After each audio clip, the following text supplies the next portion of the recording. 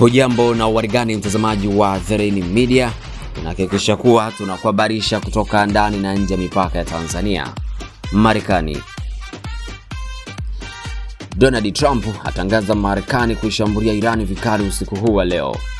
Rais wa Marekani Donald Trump amesema Marekani itaishambulia Irani vikali usiku huu, akidai Teherani imechelewesha makubaliano ambayo yangekuwa na manufaa kwake. Kauli hiyo imetolewa kupitia ujumbe wa hadharani wakati wa mazungumzo ya Washington na Teherani yakiendelea kwa pressure kubwa, huku Trump akisema Irani sasa italazimika kulipa gharama ya kuchelewesha mchakato wa kidiplomasia.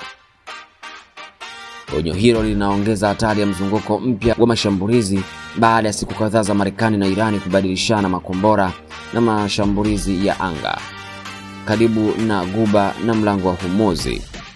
Marekani tayari imefanya mashambulizi mapya dhidi ya malango ya Irani baada ya tukio la helikopta ya Marekani karibu na Hormuz, huko Irani nayo ikidai kulenga vituo vya Marekani katika eneo la Ghuba ya Uajemi. Licha ya lugha kali ya Trump, mazungumzo ya Marekani na Irani bado yanaendelea nyuma ya pazia.